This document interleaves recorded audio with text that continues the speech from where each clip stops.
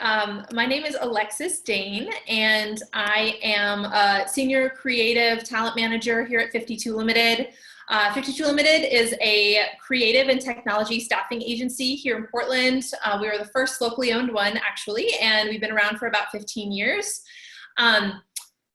Over the last few years, because I specialize on the creative side of our business, I have had the opportunity to work with a lot of designers, interviewing them, reviewing their portfolios, as I'm working with our clients on helping them fill design positions of all levels. And so through that, again, I've looked at a lot of portfolios. And so I'm here today to share with you my 7 top tips for creating your own portfolio and making sure it's as dialed in as it possibly can be. This will really be focused around digital portfolios, so website-based portfolios, though if over the course of your career you end up being specialized in something like print, by all means have a tactile print portfolio as well that you can take with you to in-person meetings. But this is really going to be focused on digital portfolios. Before we dive into the tips, just want to call out that there are a variety of different platforms that you can choose to put your portfolio online. If you want to pay a little bit, something like Squarespace is really fantastic. There's a lot of flexibility, a lot of great templates there. But there are others. Cargo is a free one, and there are many others. So just do a little bit of Googling and you'll find the one that feels right for you. So with that, I'm going to jump into my tips. Tip number 1 is to think of your portfolio as a design project in and of itself. To me, the design of the portfolio itself is just as important, if not more important, than the actual projects contained within it. Now, if you're using a template, that's going to make it real easy on you because I think that some of the best portfolios are really super simple. You want the focus to be on the work and making it really easy for people to understand. So, keeping it really simple in terms of font choice and, white background oftentimes looks really nice. So just kind of thinking that through and making sure it's really clean is going to set you off on the right path towards completing a really solid design portfolio. That brings me to tip number 2, which is make it easy to understand. There are a few elements that go into that. So to start off, obviously, you want to have your name at the top of the web page. And below that, I always recommend people include a headline about what it is they do. Design is a really general, ubiquitous term. It can mean so many different things in so many different industries. And sometimes designers themselves, they just figure that people will know what they do, but you really want to make it easy on people to understand what it is that you're specialized in and what you're all about. And sometimes when you're starting out in your career, you might not necessarily have a specialty just yet, and that is okay. You can just call yourself a graphic designer. But if over time you find a specialty and you want to update that headline to UX design, art direction, creative direction, just having that little title there, think of it as, the modern day business card. You're just kind of telling people what you're all about so that they know what they're in store for as they scroll through your portfolio. The second part of making it easy to understand is to label each project in your portfolio by the type of work it contains, not just by the title of the project or the brand that you were working on. This is mainly because as you are applying for jobs and hiring managers are reviewing your portfolio, or recruiters for that matter, they are going to be looking for projects that display the type of work that they're looking to hire a designer to do.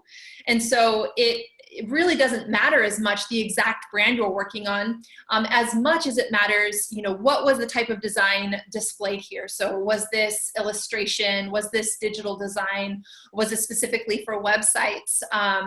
You just want to make it really clear so that they know where to go and look when they're trying to find that type of work, because they're trying to hire a designer that can do that same type of work for them. So just think about that, making it really clear what that project was and the skills displayed within it.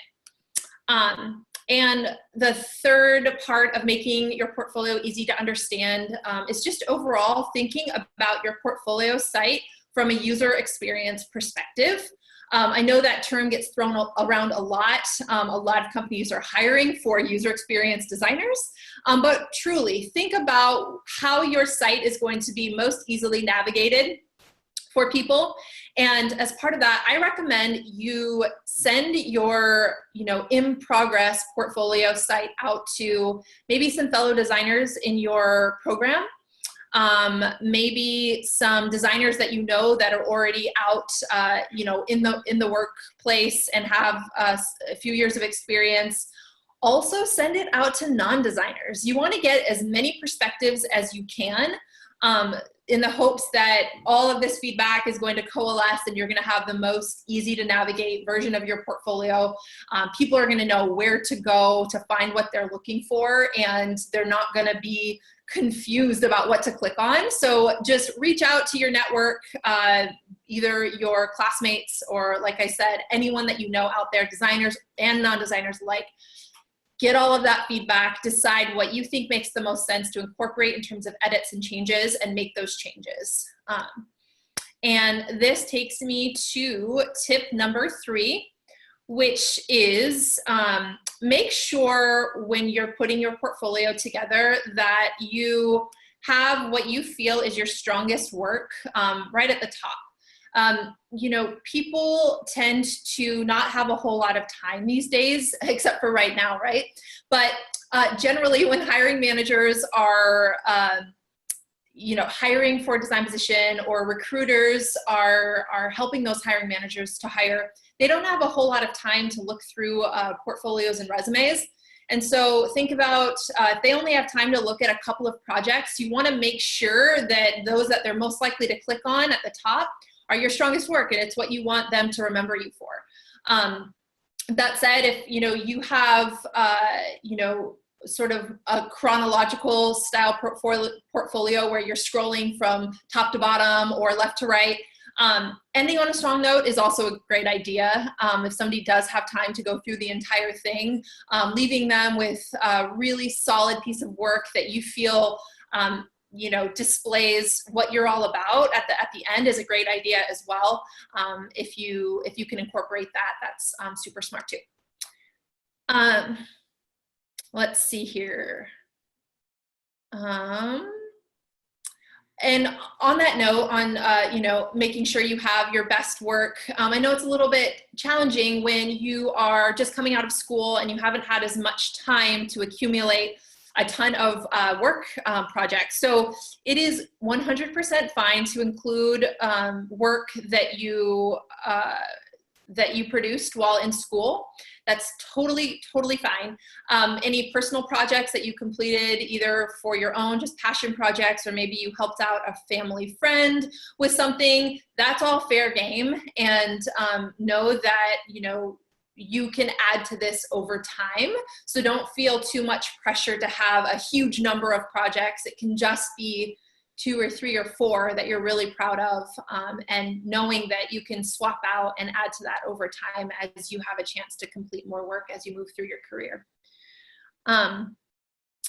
And I'll say for tip number 4, I really encourage people to have at least 2, or 1 if you're coming out of school and you're sort of, you haven't had a chance to work on too many projects, but make sure there's at least 1 or 2 case study style projects in your portfolio. It's really becoming an industry standard, and hiring managers want to see your process. It used to be totally fine just to show them the end result, and anymore though, they really want to know how your brain works and how you problem solve. So make sure that you're setting things up with, here's what I was challenged with. Here is the team that I was part of. Here's exactly what my part of this project was. People want to know what you did. If that was production design, great. You're telling them what your part was and how you tackled it. and you know, walking them all the way through your process to the final deliverable. As part of that, with any case study, there's going to be more text. You're explaining it through a few sentences here, a few sentences there. Make sure you are copy editing for yourself, but also having somebody else take a look with an editing eye, making sure that copywriting is really strong, because you would hate for the visual imagery really strong, only to have a bunch of typos or grammatical errors, things that would really muddy the message. So just make sure that if you're writing out a case study, you want it to be really strong from a copy standpoint as well. So just reach out for help if that's not necessarily your strong suit. Not all of us are great writers, so that's completely fine. Just ask for help if you need it. And tip number 5 is make sure the work in your portfolio reflects the job that you want. So that could be a job that you have your sights set on, something that you're interviewing for, something that you're applying for and you're really hoping to get an interview. Just make sure that the work in your portfolio is reflective of that job and that company. And now a lot of times with your website-based portfolio, it's going to be a smattering of all different sorts of projects. And so if there's a specific job that you're going after and they're looking for strong digital design skills, you can absolutely just include a supplemental PDF presentation or just work samples that will speak specifically to the type of design project that you are or position that you're applying for. And it's a really easy way of tailoring it. You think of it as the equivalent of tailoring your resume, which you will also do to highlight the software and tools that they're looking for, the types of design that they're looking for you having experience with. Throw together a PDF that's 3 or 4 pages long that shows examples of that exact work that they're asking for. And then that way you don't have to reinvent the wheel with your website portfolio each time. You have these on hand. They can be per job opportunity that you're applying for, but over time, maybe then you'll have your illustration deck, you'll have your digital design deck, you'll have your brand design deck. You'll just have these ready to go. So as you're applying for positions and when you're starting out in your career, sometimes you're open to a lot of different things. So it might make sense to have these different, really tailored versions that you have ready to go that can supplement your general website link that you're also going to be sending in as you're applying for these jobs. On the note of making sure your portfolio reflects the job that you want, I wanted to just share an anecdote about a designer that I've worked with in the past who was more of a career transition graphic designer who had had a whole prior career and had gone back to school and knew that they wanted to work somewhere very specific when they graduated. So in this instance, it was Nike, but it could be really any other company or industry that you're targeting that is really appealing to you. But thinking through ways you can work on projects during school or your own personal passion projects that model the aesthetic of the company that you're hoping to work for. So reviewing the website and, just brand of that company and finding a way of, mocking up a project that's in that same spirit. Most all companies like to hire folks that they feel understand their design aesthetic and would be able to work in their brand guidelines effortlessly. So if you set yourself up and you already know a direction that you want to go in, there's no reason not to start tailoring your resume or your portfolio now to speak to that specific aesthetic. It's just really going to set you up for success down the road. And you're doing a lot of the hard work now. There's no reason not to just be totally deliberate about how you are choosing to add projects to your portfolio. This takes me to tip number 6, which is display your personality.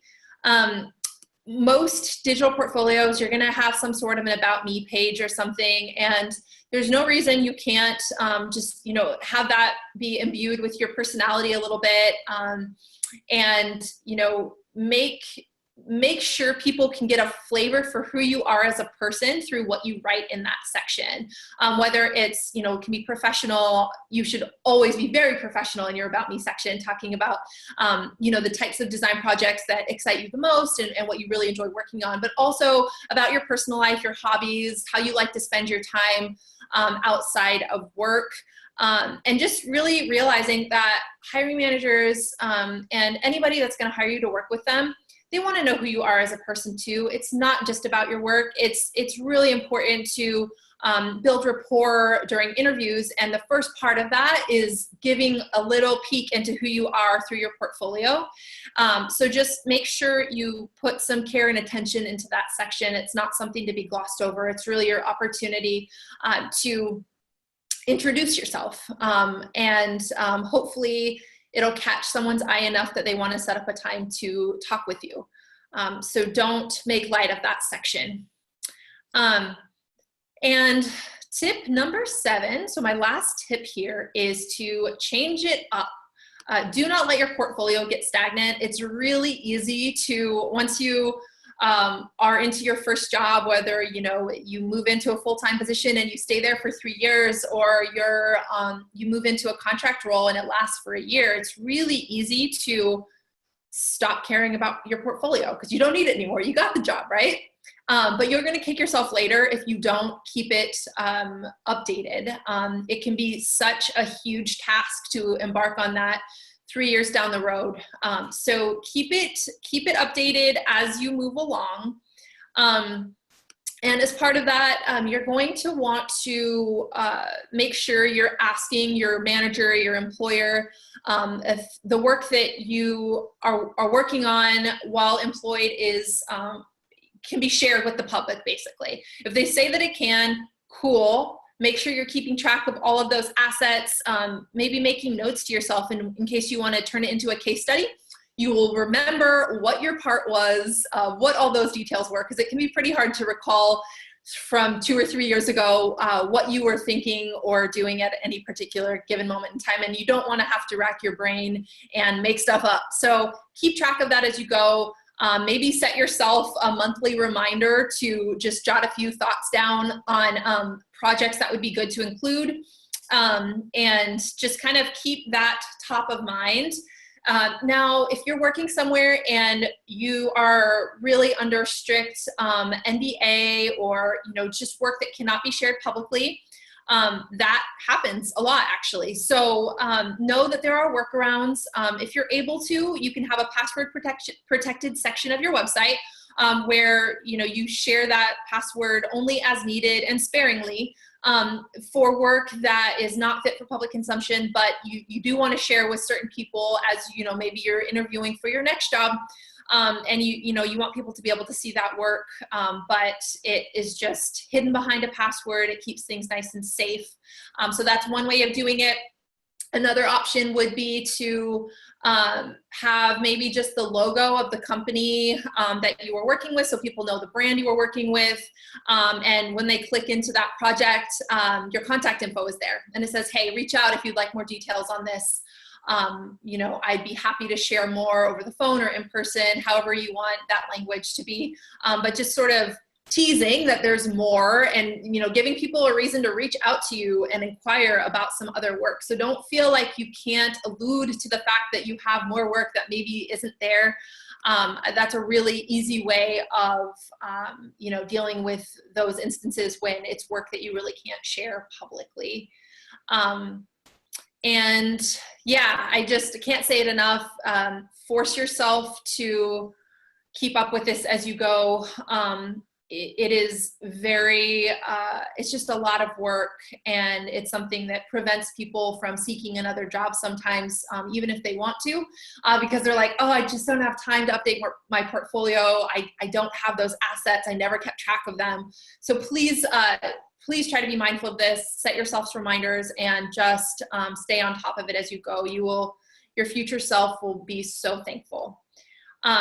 So that was the end of my tips. I know this has been a lot of information fairly quickly. Typically, if this was in person, I would now open it up to Q&A, and I would love to answer questions. So because we can't do that right now, please reach out if you think of anything or you have any questions about any of this, and I will do my best to get back to you and answer. My email address is Alexis, ALEXIS, at 52ltd.com. So please shoot me an email and I can get back to you with some answers. And I know this has just got to be the craziest time to be graduating and moving into the workforce. So I really think it's smart to do all you can to prepare yourself with a really solid portfolio and resume that's tailored, just to make sure you are doing everything in your power to help yourself out as you're embarking on this job search. So I wish everybody the best of luck, and I really hope I have the opportunity to work with you all in the future. Bye.